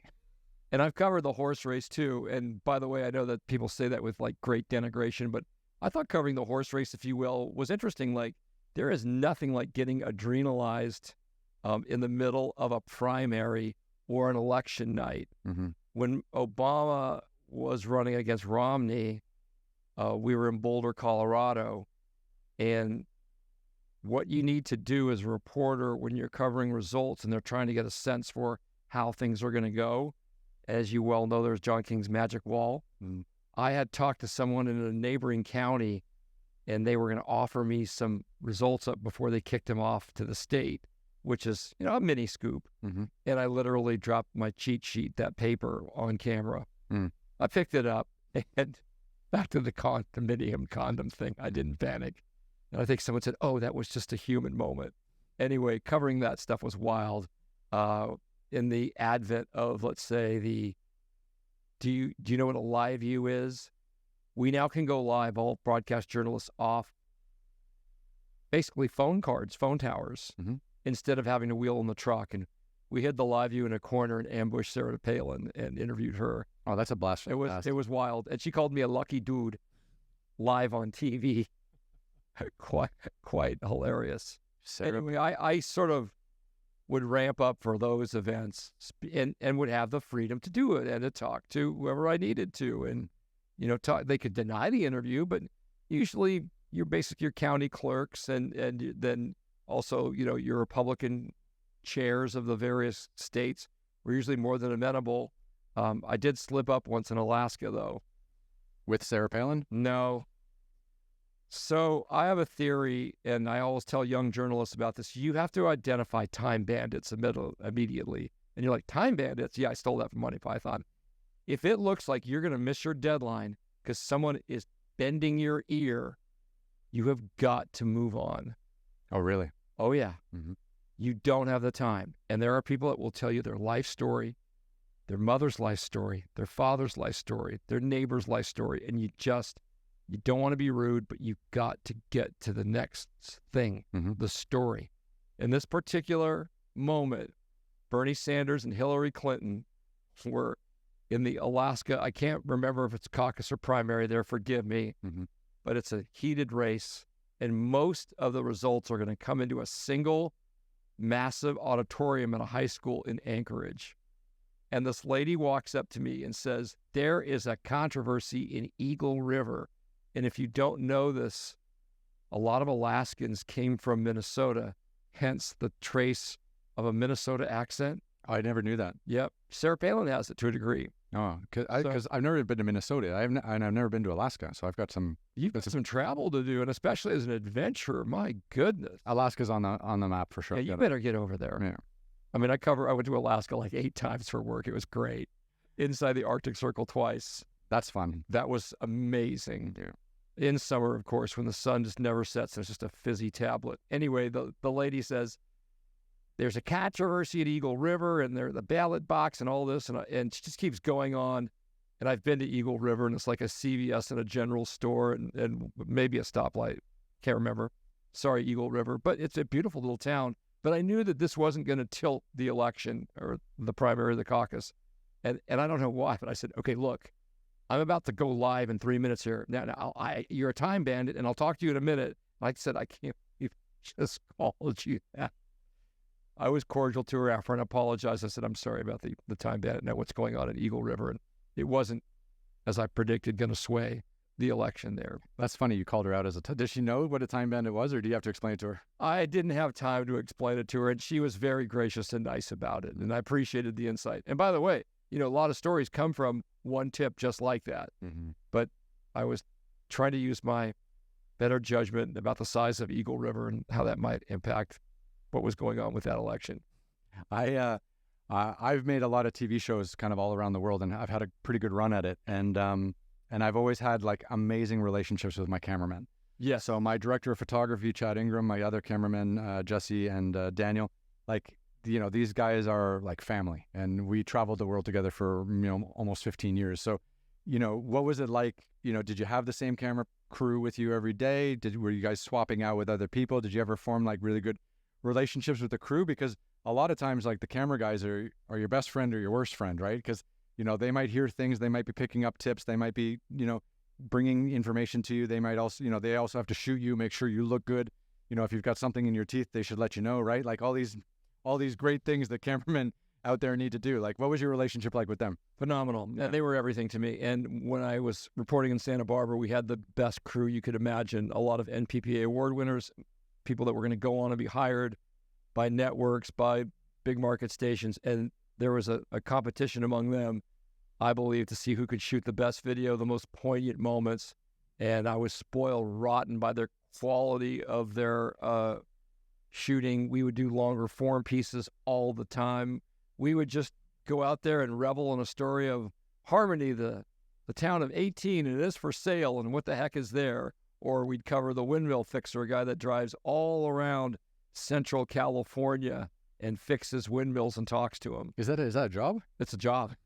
So are Audrey. Some sing to me. This one's really good. That was a beautiful story. My dad lives in Palm Springs, actually, so I have to drive past those fucking wind farms like once a month when I go to see them. Okay, let me backtrack, because now I'm showing my age. I'm talking about the windmill that spins in the wheel and is in every postcard of the American Midwest farm and generates enough energy to pump water for cattle. Oh, okay, so a little different. Those windmills. But nevertheless, some human being picking up giant wrenches has to go up to the top and fix these things. Yeah. I mean, they're valuable to farmers. So, we would shoot stories like that, and that really pushed me to understand the relationship of working with photographers. And yes, one of them is my best friend to this day, best friends, period. We're always concocting, ways to do things and work together, and it's extremely enjoyable. And then I go to CNN, and again, there's just an absolute stable filled with immense talent, and I am friends with them. Just had a brief text exchange with one of my favorite, Stike Demas, who, believe it or not, talks just like this. Oh my God, I went to that play you told me about. Anyway, there's a theater troupe in Burbank that mixes up rock and roll and Christmas, and they've done Santa Claus is Coming to Motown and the Little Drummer Bowie, and not bad. We're conspiring to maybe see Sgt. Pepper's Home Alone Hearts Club Band. You have a twisted sense of humor. You'd like it. Of course, yeah. No, that's amazing. I'm glad you had those relationships, though, because you just spend so much time together, right? Like, if you don't really get on, it can be really difficult. Yes, and you want to be the person in the newsroom they say, I want to go shoot with him or her. They're easy to work with. They're not a pain. They're not screaming for so-called me-roll. Let the story tell itself. Yeah, it is broadcast journalism, and the picture fills up the screen, and anybody who thinks the photographer is playing some sort of subservient role is an idiot, because we don't have anything without the skill of these people. And again, in both places, KUIT and CNN, we were just rich and great photographers. That's beautiful. Good to hear. So here's the thing. I worked in this space from like 2002 to about 2012 before I started making my adventure television shows. But I loved what I did, and I loved doing it at the time. But when I look at the kinds of things I was doing in, covering China, and again, I was working internationally, I wasn't working domestically here in the United States, but I feel like news today is completely unrecognizable from the stuff that I got to work on in the early 2000s and things like that. And I'm just wondering, like, you're a longtime vet, you've been around, you've seen some things. Like, what do you think of journalism today? What do I think of journalism today? Fuck, that's a huge question. I just realized how huge a question that is. Man, is that ever massive? I'll just say the best of the reporters who are solid and do their homework and their legwork and double source everything. I mean, you never ever single source if you can keep from doing it. And interestingly enough, I was just talking about covering all of the O.J. Simpson's antics over the years. And one story I put together, it didn't happen in the courtroom, by the way. It looked like he was going to get parole, and I thought it'd be interesting to talk about what O.J. Simpson's life was like in that remote prison lovelock between the scorpions and the tumbleweeds in the high desert of Nevada. And so, am I going to talk to one person and tell the story? No. So I talked to two former guards who'd guarded him. I talked to a former inmate who was on a softball team. I talked to his BFF. I talked to a manager. I talked to the parole people. I talked to the prison people. And then built the story of O.J. Simpson, the fantasy football playing, cookie consuming inmate who had a very good track record, but was cutting in line because he could and things like that. And that's all, that's quadruple sourced. So you don't. So the best of the journalists are still using these tried and true ways of getting information and not walking the tightrope without a net. And I think that there are more great journalists than there are people who are flying by the seat of their pants. Unfortunately, the business is changing dramatically in terms of these layoffs. Layoffs for sure. And also, too, like, I've also realized, and, I'd love to hear your opinion about this, too, but this is just my opinion, is that... I don't have opinions if you haven't figured that out. You're straight facts, man. I try to be. You got to have an opinion about the state of journalism today, though. I think that it's under siege, and it's under siege from a lot of different directions. It's under the internet. It's the internet is one. Podcasts are two. Yeah. There's so many people out there that are offering their opinion, and I don't think that they are journalists, because they are not fact checking. I will say this. This is just the stark truth. We are being bombarded every day by so much disinformation from overseas. The Russians spend hours and hours, untold man hours every day, pushing out false news. I have seen that, yeah. And I'll give you an example of it. I was told there was going to be a protest at the Super Bowl, and it smacked of Russian goofiness. And from what I understand, there was no protest at the Super Bowl here in LA. The one made famous, frankly, because the Rams, the local team, won, but also because Snoop and Dr. Dre put on a halftime show for the ages. That was good. I had also been in a rally that fizzled out. They said 1,000 trucks were going to leave from the high desert community of Adelanto across the country. Sometimes, like Martin Sheen, Apocalypse Now, I'd be sent down the river to see what was going on. And when I went down the river, there were 10 trucks. Mm-hmm. And I said, this just sounds to me like, it's a hoax. And sure enough, there was no protest. And I think somebody traced some of these, we'll call them tweets at the time, and other, social media talk of this protest. They traced it through Romania, maybe in Malaysia, somewhere in Southeast Asia, back to Russia. Yeah, it's amazing. Like I read one story similar to that one, but someone had set up like a Black Lives Matter protest and a white supremacist group protest in the same park in like Washington, D.C. or something, so that they would show up at the same time and fight or argue or create a scene. And that was all set up by international actors of various backgrounds. And Interesting. Yeah. So, this is the world we live in now, right? It's crazy. It is. It's wild. Yeah. Life was much simpler back in the day. Well, I will say this. I'm thrilled to not be getting up at 3 a.m. to be live from a potential dam burst. And I've transitioned, as you know, to communications director for Shelterbox, which is a disaster relief agency that I worked with a lot at CNN, because Shelterbox was often on the cutting edge of a lot of different disaster relief stories. And so for me, I've taken all the journalism skills and parlay that into helping with the messaging for Shelterbox. And by the way, our Monday morning call sounds like something out of a newsroom call. We're going around the world, but instead of saying, how are we going to cover what's happening in Gaza? How are we going to cover now what is going on in Cameroon, Sudan, Chad, Ukraine? You get the idea. We talk about how are we going to deploy? What could we send? We have a go or no go, that sort of thing. Yeah. That's intense. Like you're saving people's lives. It's rewarding in that respect. Yeah. There's no greater feeling than thinking, I also have in my mind the image of a 5-year-old boy or girl somewhere in the world without any shelter. And maybe we were able to get a tent over their head, a movable, durable tent, not, some flimsy thing from Big Five Sporting Goods. And we got their mom, a widow, is often the case, some cookware. And she was able to make food for their family that night. Maybe we got them a solar light and they were able to do homework, which we've heard stories of, by virtue of that. So that was the transition I made from journalism, and it was seamless. And to make this story come even further around, I'll ask my hippie sister what all this cosmic intersection means, but Shelterbox is based in Santa Barbara. And that's quite good. So you're back in Santa Barbara? No, I'm still living here, but I might make the transition, move closer. Just back where it all started. That's kind of poetic. It is very poetic. And as I said, I mean, I love my sisters. They could probably tell me about this is all meant to be as a cosmic intersection of who knows what. And, the first time I started doubting my sister, the nurse, who's super smart, you have to be to pass California nursing boards. Yeah. She's been a supervising nurse, but something messed up and she told me Mercury was in retrograde. And I kind of said, what? And then like 2 days later, something else went haywire. And I said, hey, is that Mercury still in retrograde?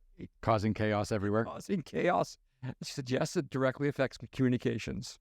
Well, there you go. I'll let your listeners weigh in, but, I do consort with her at times. Some cosmic analysis is needed from, on a day-to-day basis or a week-to-week basis. It does. It helps. I mean, when you've got guys on acid pursuing you and you're not around, I mean, you can offer some interesting glimpse into the 70s. How's that? Absolutely. So, okay, so you're in LA. What was the favorite story you covered? Like, what's the story you love to tell the most about you working a beat here in this crazy, chaotic city? Oh, it's like the favorite child question, right? I mean, there are just so many amazing, wonderful stories that we got to cover. And as we traveled a lot. Certainly it's not going to be some sort of dramatic, terrible thing. I'll tell you maybe one of the funniest moments ever was I got sent back to the Martin Sheen analogy of going down the river and finding Kurtz. There was an inmate in jail connected to what they said was a security breach at Los Alamos Labs, the nuclear facility. Oh, wow. In New Mexico. Yeah. And a little bit was known about what was going on with this guy, but this is why you go out and report.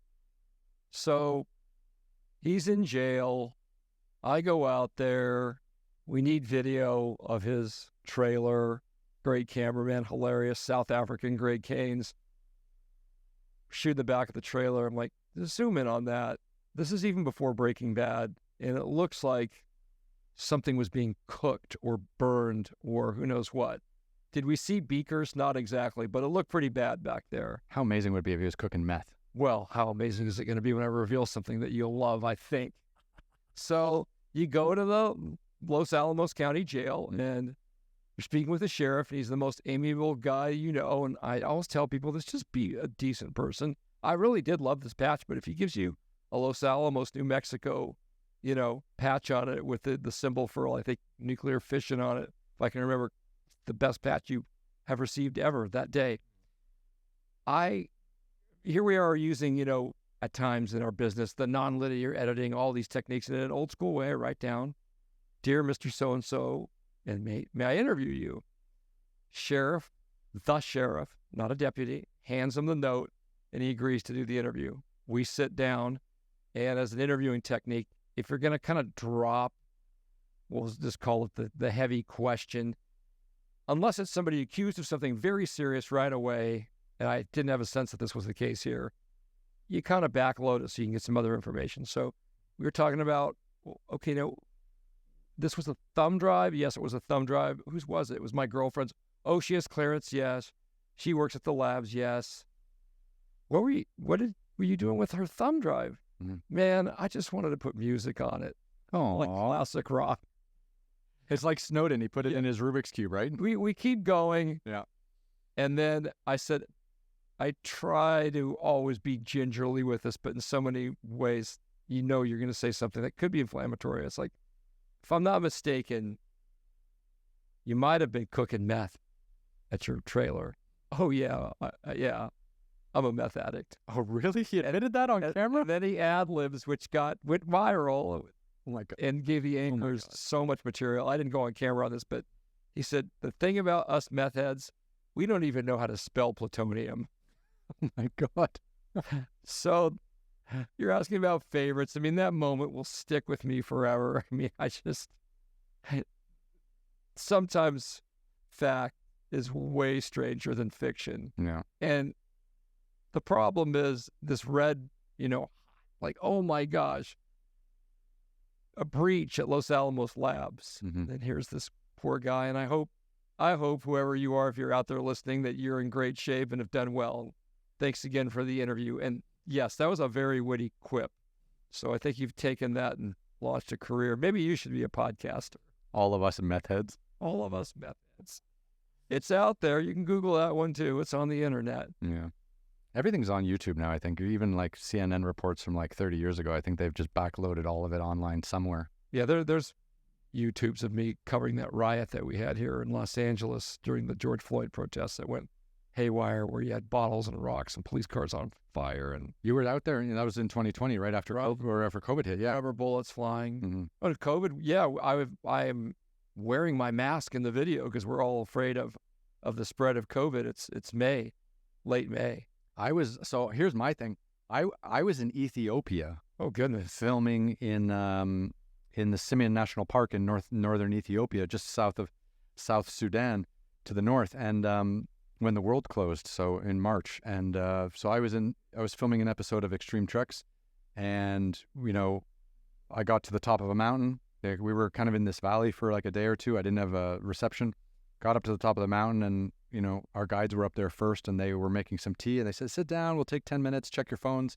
We finally have a signal, so everyone was writing to their loved ones or whatever, and then of course I turned on my phone, and the world closed. So I had like 100 messages like, where the fuck are you? What's going on? Are you still in Africa? Are you still in Ethiopia? Are you still filming? Are you safe? So it was insane. So right then we're like, wow, I don't know what to do. Like this has never happened before. So we stopped production. We hiked about 8 hours to the nearest road, got someone to pick us up there, and then straight back to Addis Ababa, to the capital of Ethiopia. And the whole time we're driving back, country by country is just closing. Like it was crazy. Like we had this list. There was this website, list that just showed which countries had closed their borders, which countries hadn't. And I actually couldn't go back to Dubai, which is where I was living at the time. And I didn't want to come back to Canada because I didn't have a home to like shelter in. So I went to Turkey because Turkey was still open. Turkey was one of the last countries to close their international borders. And I was stuck in Istanbul for 4 months. Yeah. But I love Istanbul, so it wasn't that big a deal. Like I'm quite comfortable everywhere, and that's great. But it was hard because, here I am watching, but I remember distinctly the Black Lives Matter stuff. So I'm watching this COVID news, 2 weeks, borders are closed for 2 weeks. They're going to open up in 2 weeks. Never did. And then all of a sudden, you're watching the news and the George Floyd, happens. And then you see people in the United States going insane. Now here I am in Istanbul. Like I am as far away from this topic as you could ever imagine. Right. But I'm just like, holy shit, like the world is melting. Like what is going on? And you were actually out there covering that shit. It was wild. I mean, to think Los Angeles, laid back California, it certainly wasn't laid back on that day. Yeah, I bet. Fortunately, nobody was hurt. People were seriously injured. Mm-hmm. I know somebody who was near me got hit with a rubber bullet, and that was pretty traumatic.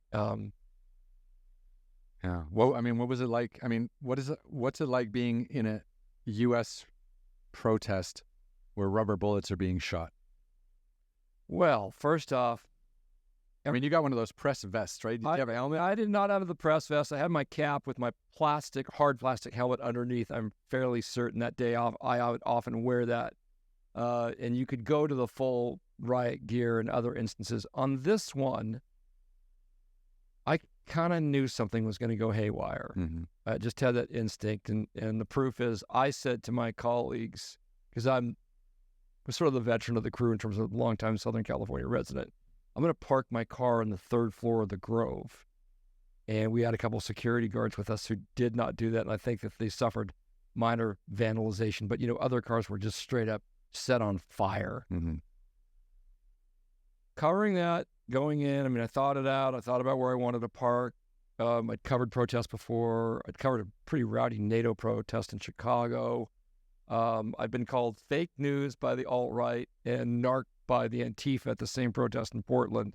Yeah, there's no way to win this battle. Yeah, they called me narc because they thought I was a cop, I think, is that sort of to evolve where you couldn't wear branded anything, CNN this, CNN that. It just so happened the alt-right guy that was yelling at me saw a tiny little CNN on the very back of my IFB box, mm-hmm. which, allows me to hear. Anyway, point is, going to the LA protest, kind of parked in a safe spot. And once I got a sense for, oh, goodness, thousands of protesters are going this way, and the LAPD is going to block them. And they're in riot gear with visors down. That's not a good look. That's not a good look. So what you should do if you're a journalist in that situation is you probably, if you can, not be on either side. Mm-hmm. Think about which way the bottles and the rubber bullets are going to fly. So I tucked myself in between the two, if you will. And yes, they came together and clashed. There was also a cop car that was angled. So I stood behind the cop car. That way my photog, and again, another great shooter, Chris Audick, just fantastic. Hilarious dude. Oh my gosh. All cameramen have great senses of humor, I think. Yeah, we played a crazy game when Sirius Radio came on about name 3 bands. Like if you go into 70s rock and whoever's 3 groups are played first wins, that's the kind of character Chris was. But once the riot was on, he was on. So he could be kind of shielded by the police car, 2 security guards on either side of us, and a wall behind us too. Mm-hmm. And then the sides couldn't sort of meld or meet there. So we were very safe. That's experience right there, isn't it? I would think so. Mm. I mean, knowing where to stand is the most important thing. Yeah, you want to be able to deliver. And you can see me, I think I used the word like, hey, excuse me for a second. I got to tuck myself in. just because you don't know what's going to happen next. But it's risky. You could easily get hit with a bottle or rubber bullet if you're inserting yourself in between the two groups. I got tear gassed once in Hong Kong as a photographer. Yeah, it was the World Economic Forum in Hong Kong, and it was 2002 or 3 maybe or 4, and the Korean farmers flew to Hong, and one of them like set themselves on fire because they were really upset about like I remember sensational video. Agricultural tariffs, I think, was the big thing, and these Korean farmers just took over the entire World Economic Forum, I think, or not? No, that's in Switzerland. It's was it a World Bank? I don't know, something to do with international tariffs. It was a big deal, and yeah, like the Hong Kong. Anyways, the police came in and just tear gassed everyone, and it was awful. How'd you recover? I had a towel with me and a bottle of water, and I just poured that in and put it on my eyes. That's what everyone told me to do, because I was with a bunch of guys, but we all got, one guy had like the goggles and the mask and stuff. I didn't have any of that, so I got hit pretty hard. But yeah, I mean, but I'm smiling because I got it helped by Pete Demetrio KNX once, where I got an ash in my eye at a wildfire. Oh God, that's rough. And back to having friends, it is rough, and he just doused my eye. Yeah. I also got hit by Phos-Chek fire retardant on the same story, and it was actually a brilliant dump by this low flying plane. Mm-hmm. I mean, right on a neighborhood that could have burned down. Mm-hmm. But you can see I am purple all over my yellow Nomex jacket, and I sometimes would wear a floppy hat just in case I could catch a cinder or so. Mm-hmm. I'd wear goggles, but once you got one in your eye, hurt like heck. I bet. One time I was in dire straits, and of all things, I parlayed it. Maybe something was helpful with my insurance, but I went to Lens Crafters, and they doused my eye. Oh, that's nice. I figured I couldn't get into the Ameti Center in time. Mm-hmm. Oh, that felt good. It's funny, like how all these things happen to you as a journalist, and then you just kind of build on these experiences, and you just instinctively start to know where to stand, where to avoid the problems. Like you can actually start to see the situation unfold before it even happens, and you know the lay of the land. And I think that's beautiful, the story you told about. I mean, obviously the George Floyd protests were terrible, and the violence that happened in LA was awful. But it's kind of nice to hear like a seasoned journalist knowing kind of exactly how to cover the protests, exactly where to stand to avoid being hit by whatever the hell is going to be going back and forth. Right, and you don't want anybody to get hurt in your crew either. And you're right, we're bonded forever to our photogs. I mean, we spend so much time in the car together. Mm-hmm. I remember there was a tunnel discovered, on the California-Mexico border.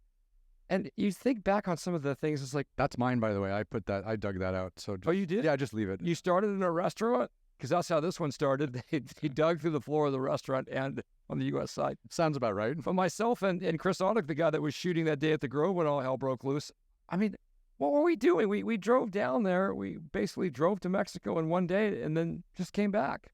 Through the tunnel. Yeah, really. No, we didn't come back through the tunnel. There's a lot of, I mean, have you seen that movie Sicario, where they take the tunnels, to infiltrate the Mexican drug cartel? Like, there's tunnels everywhere, man. Everywhere. Yes. What is wrong? What's going on in this world? Like, it's insane. I mean, there's thousands of tunnels between Mexico and the United States. It's just wild. You got to cover one of them. That's even more wild. Yeah, especially when you consider the ingenuity and starting it in the restaurant and all of that sort of thing. I mean, I think people randomly think, oh, they're just digging holes. No, I mean, it's a very, very detailed, thought out, well mapped out bit of architecture. Completed by a company or a business that is a multi-million-dollar enterprise. That's correct. Multi-billion-dollar enterprise. Right. If you think a tunnel is just somebody with a shovel, if you think it's Tim Robbins, is it, in Shawshank Redemption? Oh, that's right. Yeah. It's not. Where he's digging it out with his fingers and putting it in his pocket, and then correct putting it out into the yard every day. Yeah, there's the poster of some actress on the wall covering the hole. Yeah, not like that. No, it's not like that. This is sophisticated. So, how hard was it for you to give up journalism? How hard was it for you to retire into working for the nonprofit for Shelterbox? Yeah, it wasn't hard at all, and here's why. I was sitting on some severance. I've got my extended family, a lot of friends. I go to the big island of Hawaii.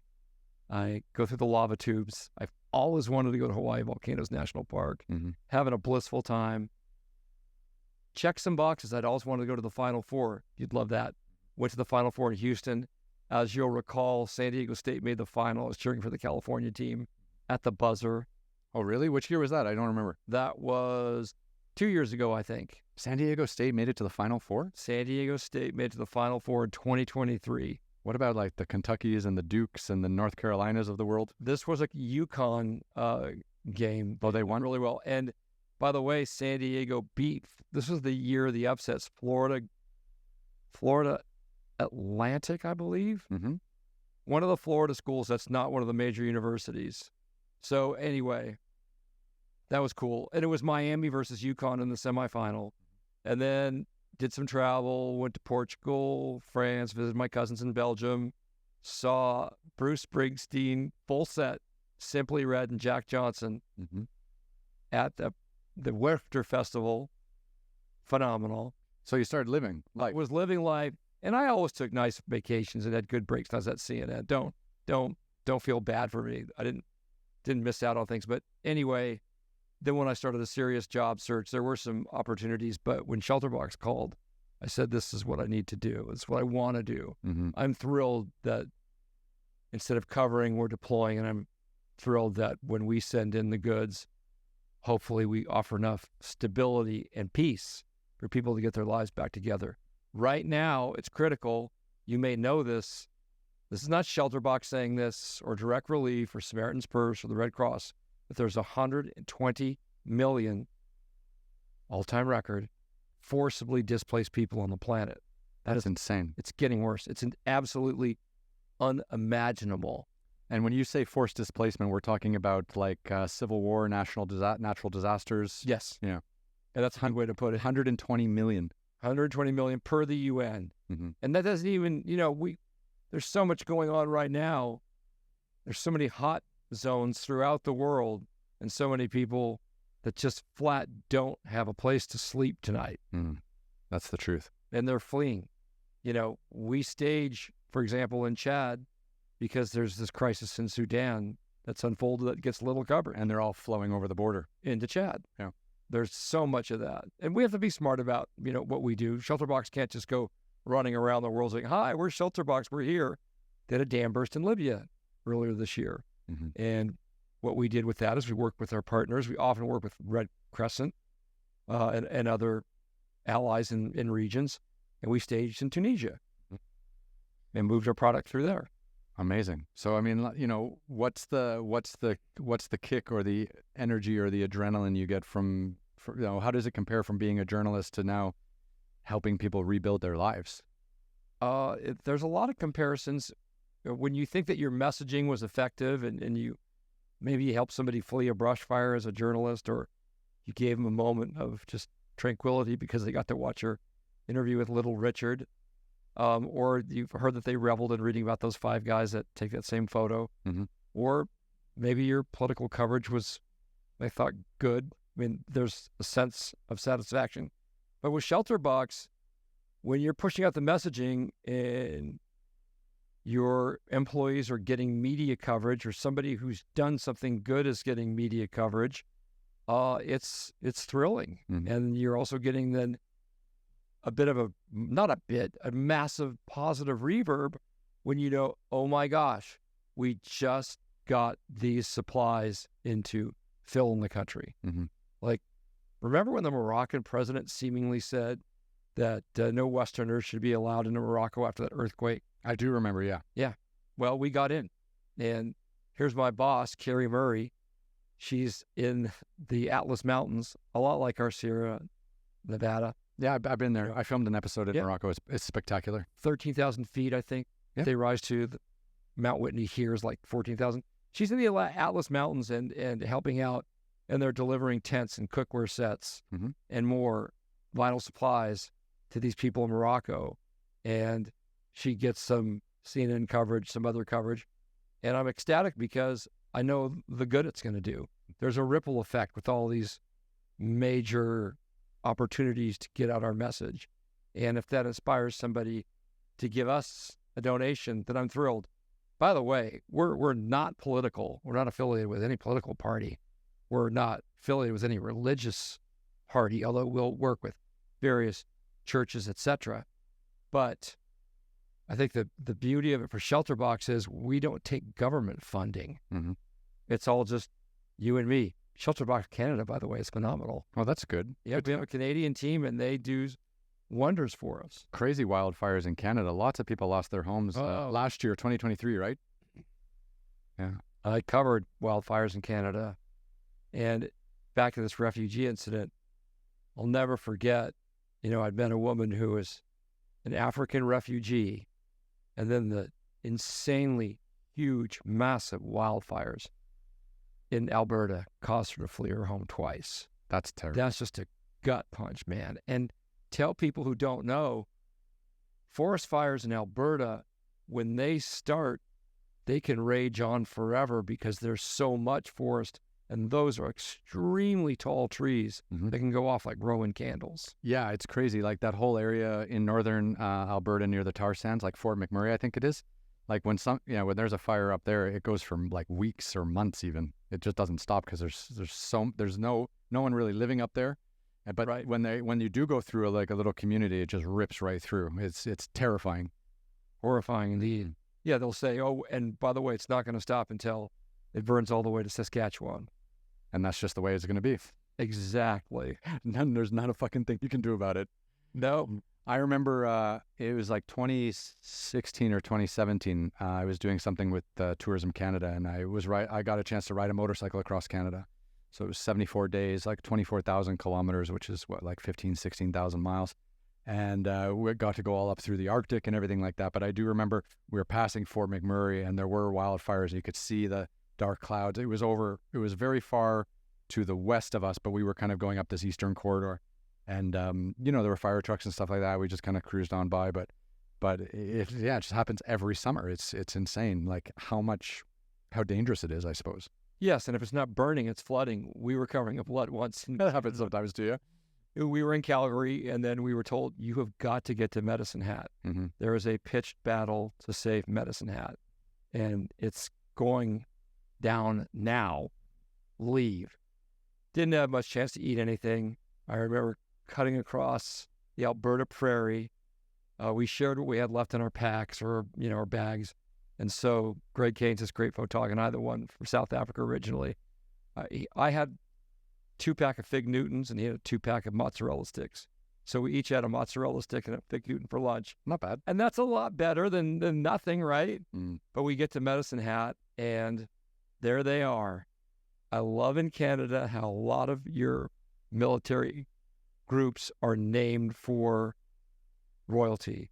Mm-hmm. And I can't remember, I'm sorry, Canadians, but it's out of Edmonton, and it's Her Majesty's or Her Princess's something engineering battalion. Yeah, we do that still. Yes. And somebody's going to know the answer, but let me just tell you how incredibly skilled these people were. Medicine Hat looked like it was in serious trouble. They go in, brilliant. Instead of sandbags, you know what a HESCO is? I don't know what a HESCO is. It looks like a planter's box. Mm-hmm. It's a dirt-filled cube or square, and they just laid out HESCOs, one after another, just as tight as can be, brushed up against each other. Marvelous.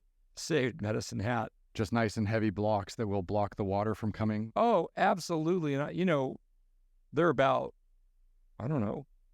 3 feet high, 4 feet, a 4-foot square, 4 feet wide, 4 feet long.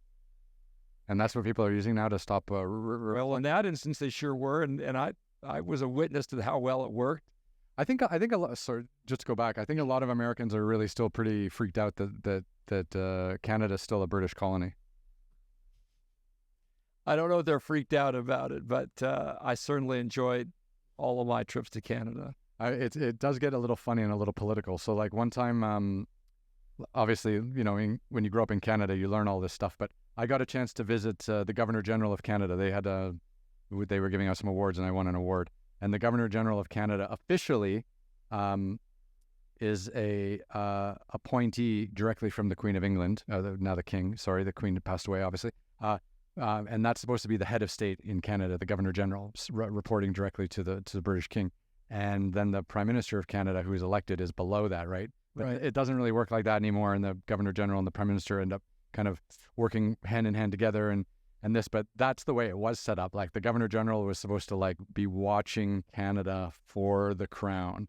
And no one, there's a lot of Canadians that don't even know this stuff that, we're still so podcast. You can swear. Fucking crying out. Oh yeah, goodness. But the fact that this history is still people still don't understand it. Yeah.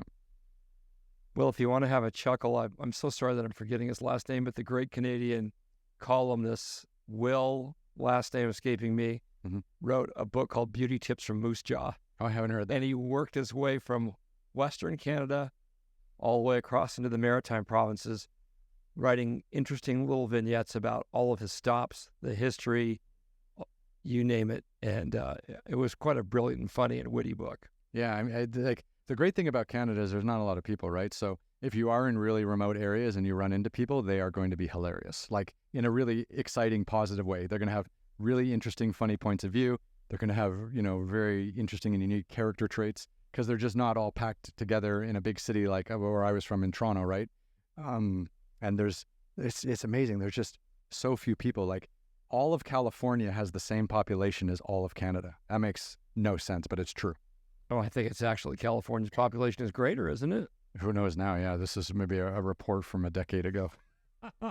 I'm trying to be current with my current affairs and my news, but it could be an aged report, yeah.